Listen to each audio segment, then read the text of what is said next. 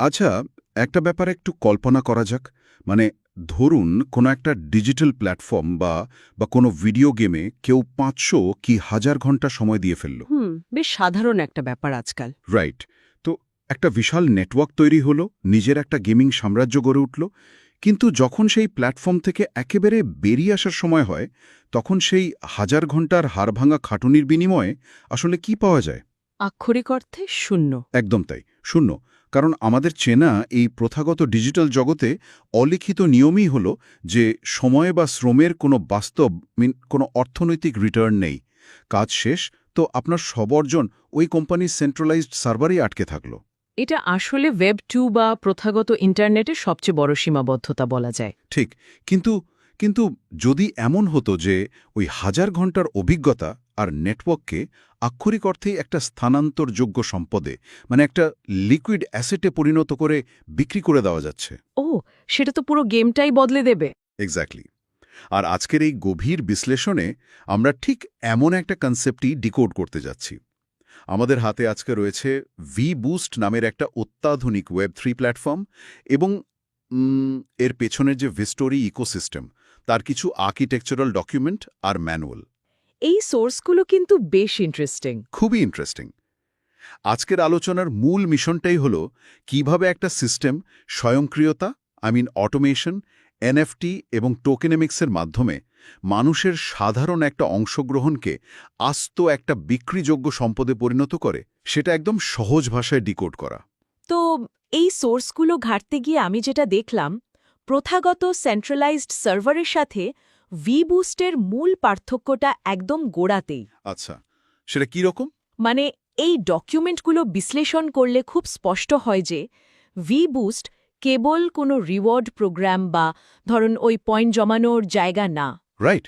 এটা সম্পূর্ণ নিজস্ব একটা লজিক নির্ভর ইকোনমি, যেখানে ব্যবহারকারীর প্রতিটা পদক্ষেপ কেবল তার জন্যই না, বরং পুরো ইকোসিস্টেমের অর্থনৈতিক কাঠামোকেই সরাসরি প্রভাবিত করে।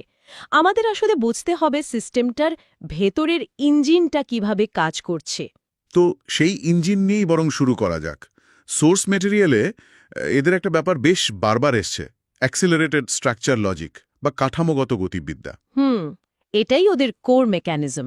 হ্যাঁ, এখানে লেভেল 1 থেকে লেভেল 10 পর্যন্ত ধাপে ধাপে এগোতে হয়।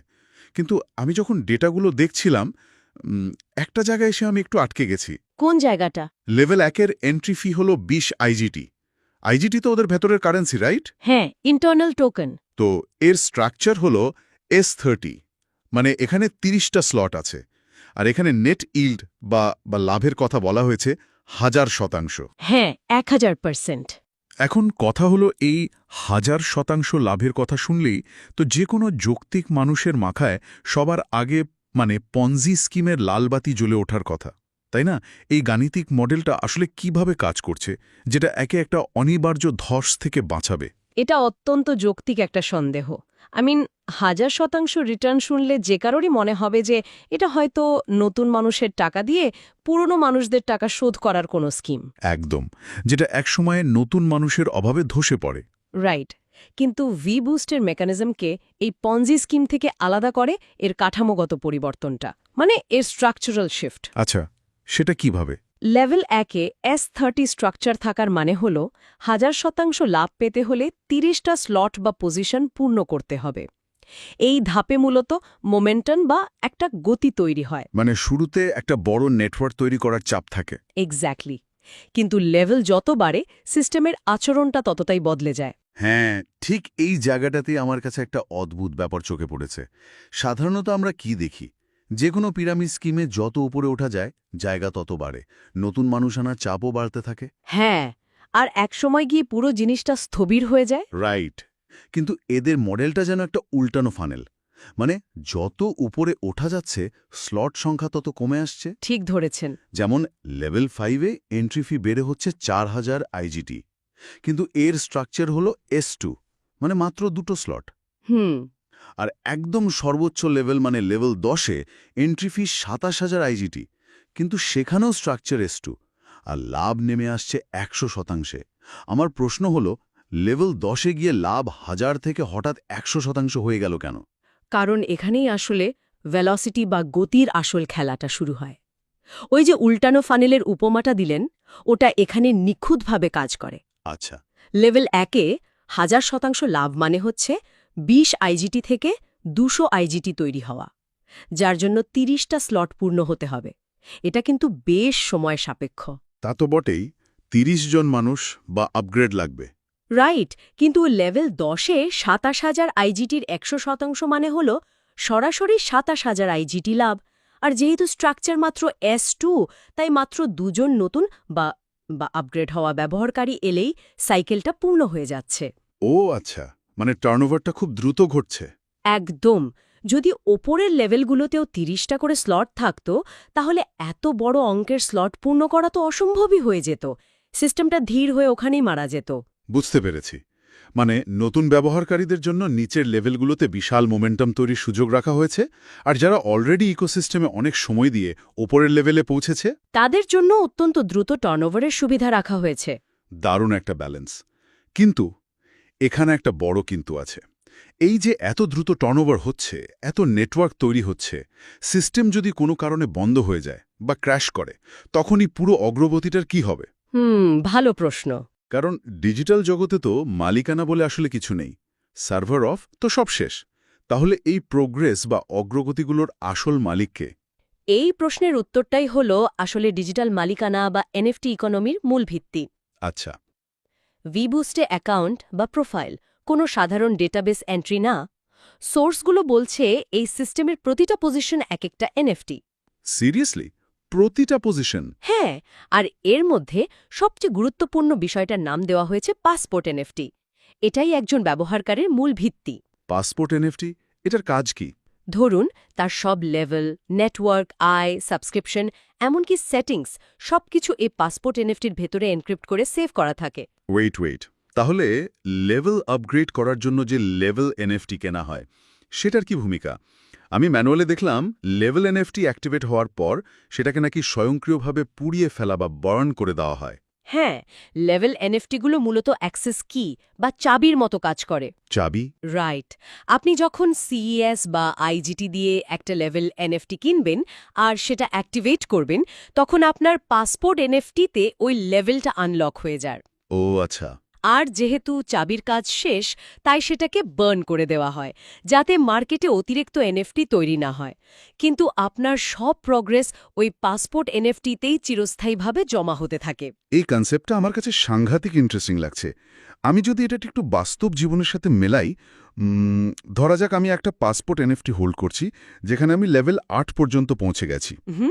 বেশ উপরের লেভেল। হ্যাঁ, আর আমার নিচে একটা বিশাল কমিউনিটি বা নেটওয়ার্ক আছে, যেখান থেকে আমার নিয়মিত টার্নওভার আসছে। এখন কোনো কারণে আমি আর এই প্ল্যাটফর্মে সময় দিতে চাইছি না। আচ্ছা।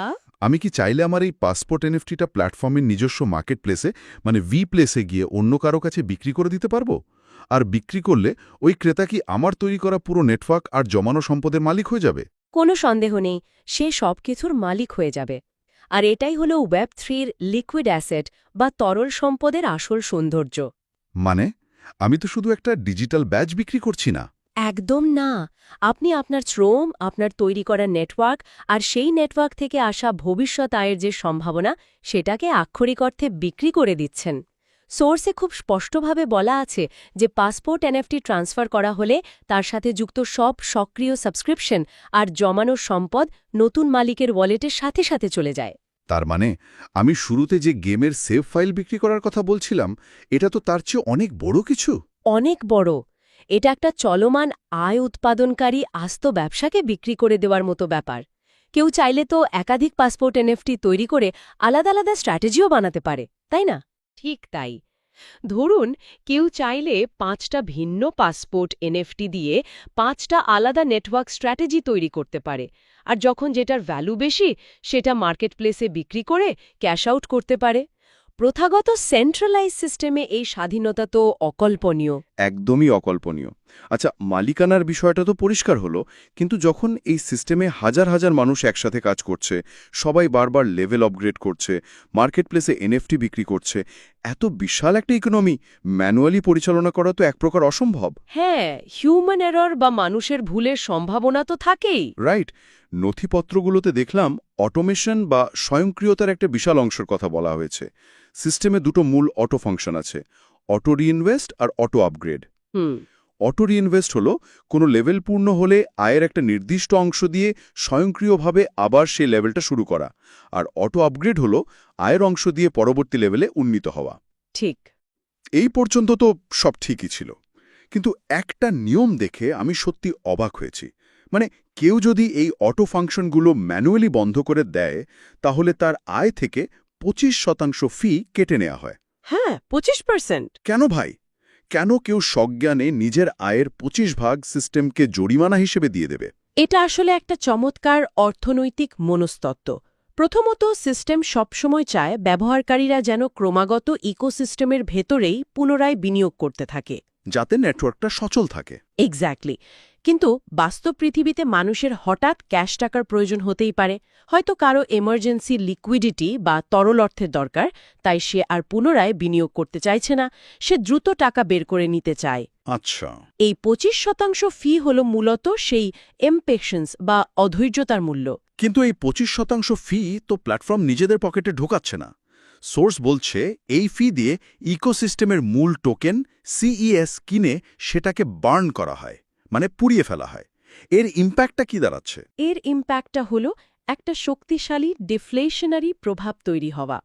যখন কোনো অর্থনীতিতে মুদ্রার যোগান বা সাপ্লাই কমে যায়, তখন স্বাভাবিকভাবেই বাজারে থাকা বাকি মুদ্রার মান বা ভ্যালু বেড়ে যায়। Right, supply and demand. হ্যাঁ, অর্থাৎ যে ব্যবহারকারী অধৈর্য হয়ে সিস্টেম থেকে বেরিয়ে যেতে চাইলেও তার দেওয়া ওই জরিমানার টাকা দিয়ে মার্কেট থেকে টোকেন কিনে সেটা ধ্বংস করা হলো।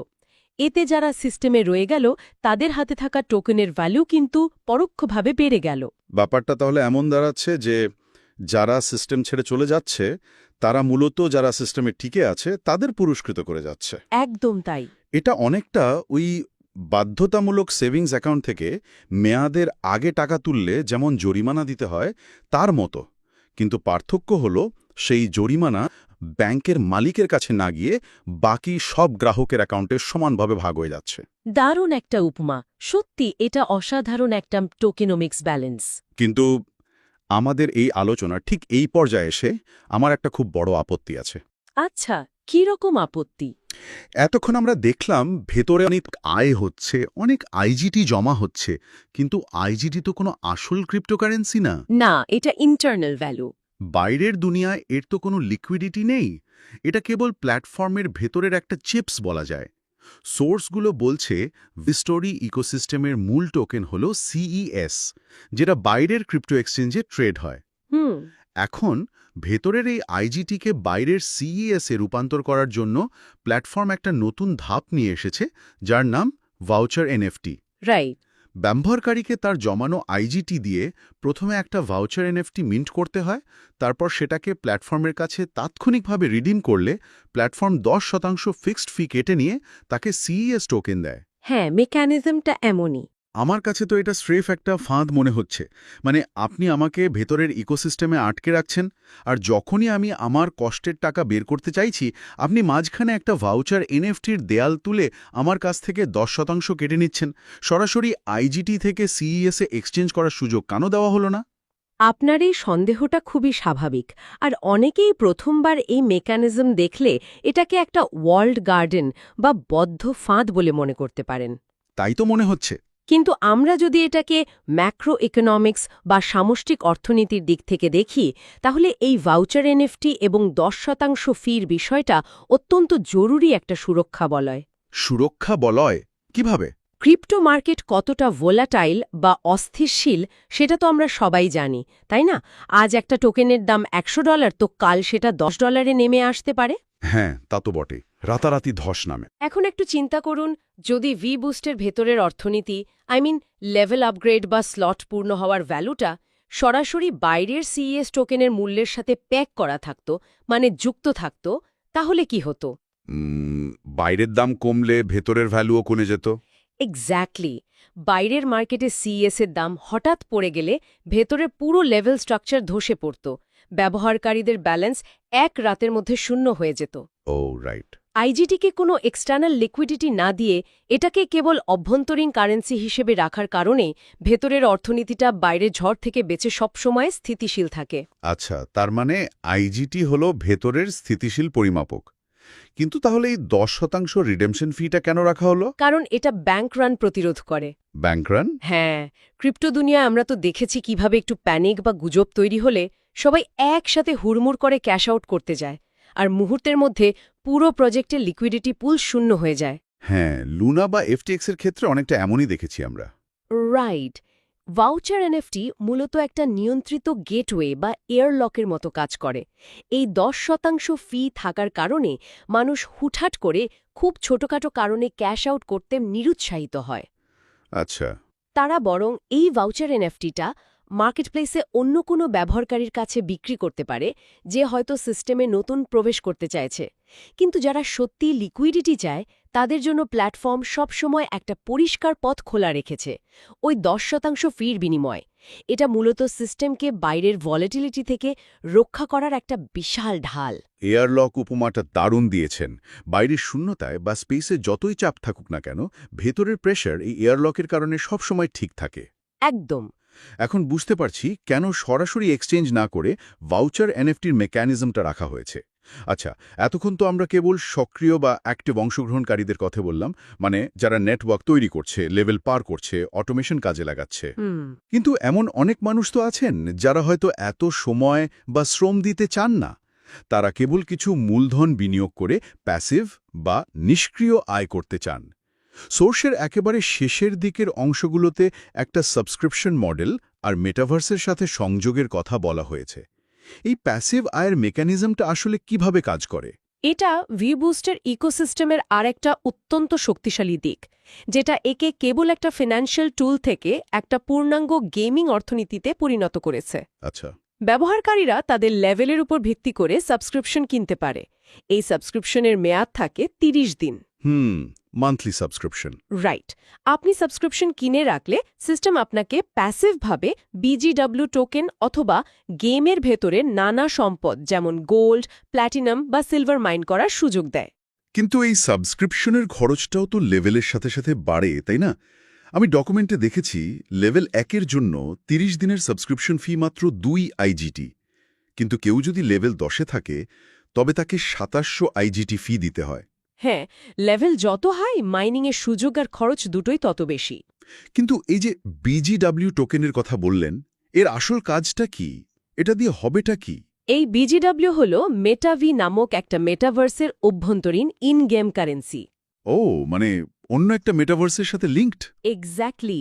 মানে ভিবুস্টে যে সাবস্ক্রিপশন কেনা হচ্ছে সেটা কেবল কিছু র্যান্ডম টোকেন দিচ্ছে না, এটা সরাসরি একটা মেটাভার্সের অর্থনীতিতে আপনাকে যুক্ত করে দিচ্ছে। এই মাইন করা সম্পদ বা গোল্ড, সিলভারগুলোকে আবার এনএফটিতে মুড়ে বা র্যাপ করে মার্কেট প্লেসে বিক্রিও করা যায়। তার মানে এটা আয়ের একটা দ্বিতীয় স্তর বা সেকেন্ড লেয়ার তৈরি করছে। হ্যাঁ। মানে একদিকে কেউ ভিবুস্টে তার নেটওয়ার্ক লেভেল আপগ্রেড করছে, আর অন্যদিকে মেটাভার্সের জন্য প্রয়োজনীয় সম্পদ মজুত করছে, যা আবার অন্য গেমারদের কাছে বিক্রি করা সম্ভব। ফাইন্যান্স আর গেমিংয়ের এই চমৎকার সংমিশ্রণ পুরো ইকোসিস্টেমের ইউটিলিটিকে আসলে অনেক গুণ বাড়িয়ে দেয়। একদম ঠিক বলেছেন। যখন কোনো টোকেন বা এনএফটির বাস্তব ব্যবহার বা ইউটিলিটি থাকে, তখন সেটা কেবল স্পেকুলেশন বা জল্পনা কল্পনার উপর নির্ভরশীল থাকে না।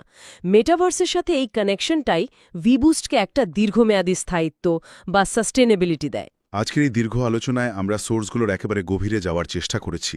আমরা যদি পুরো বিষয়টার একটা সামারি টানি, ভিবুস্ট মূলত আমাদের দেখাচ্ছে কিভাবে ক্রিপ্টোকারেন্সি এবং এনএফটিকে শুধুমাত্র স্পেকুলেটিভ ট্রেডিংয়ের বাইরে গিয়ে ব্যবহার করা সম্ভব।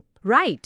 একটা অ্যাক্সেলারেটেড স্ট্রাকচারের মাধ্যমে মোমেন্টাম তৈরি করা, পাসপোর্ট এনএফটির মাধ্যমে ব্যবহারকারীকে তার শ্রম আর অগ্রগতির শতভাগ তরল মালিকানা দেওয়া, অটোমেশন আর ডিফ্লেশনারি বন্ড মেকানিজমের মাধ্যমে ইকোসিস্টেমকে টিকিয়ে রাখা, এবং সবশেষে ভাউচার, এনএফটি আর মেটাভার্স সাবস্ক্রিপশনের মাধ্যমে একটা টেকসই অর্থনীতি তৈরি করা। হ্যাঁ, সব মিলিয়ে এটা অত্যন্ত ক্যালকুলেটেড এবং জটিল একটা মেকানিজম। এর প্রতিটা লেয়ার এমনভাবে ডিজাইন করা হয়েছে যাতে একজন ব্যবহারকারীর ব্যক্তিগত প্রবৃদ্ধির সাথে সাথে পুরো ইকোসিস্টেমের প্রবৃদ্ধিও নিশ্চিত হয়। এটা আসলেই ডিজিটাল অর্থনীতির একটা নতুন ডাইমেনশন। আজকের মতো আমাদের এই গভীর বিশ্লেষণ এখানেই শেষ হচ্ছে। তবে শেষ করার আগে একটা নতুন বিষয়ের দিকে দৃষ্টি আকর্ষণ করতে চাই, যেটা হয়তো এই আর্কিটেকচারাল ডকুমেন্টের সরাসরি লেখা নেই, কিন্তু এর প্রভাব শুধুও প্রসারী হতে পারে। আচ্ছা, সেটা কি? আজ আমরা দেখলাম কিভাবে একটা ডিজিটাল প্ল্যাটফর্মে দেওয়া শ্রম, তৈরি করা নেটওয়ার্ক আর অগ্রগতি একটা বিক্রিযোগ্য পাসপোর্ট এনএফটিতে পরিণত হচ্ছে। একটু ভাবুন তো, ভবিষ্যতের কর্পোরেট দুনিয়া বা বাস্তব পেশাগত জীবনের কথা চিন্তা করলে বিষয়টা কত চমকপ্রদ দাঁড়ায়। Interesting angle. এমন কি হওয়া সম্ভব যেখানে একজন পেশাজীবী তার কোম্পানির জন্য করা বছরের পর বছরের পরিশ্রম, ক্লায়েন্টদের সাথে তৈরি করা বিশাল নেটওয়ার্ক বা তার জমানোর রেপুটেশনকে একটা পাসপোর্ট এনএফটি হিসেবে এনকোড করে অন্য কোনো যোগ্য ব্যক্তির কাছে বিক্রি করে দিতে পারবেন? ওয়াও, সেটা তো যুগান্তকারী ব্যাপার হবে। একদম। ডিজিটাল মালিকানার এই বিকেন্দ্রীভূত ধারণা হয়তো একদিন শুধু গেমিং বা ক্রিপ্টো দুনিয়াতেই সীমাবদ্ধ থাকবে না। এটা আমাদের কর্মজীবনের মূল সংজ্ঞাই চিরতরে পাল্টে দিতে পারে। এই সম্ভাবনার কথা মাথায় রেখে আজকের আলোচনা আমরা এখানেই শেষ করছি।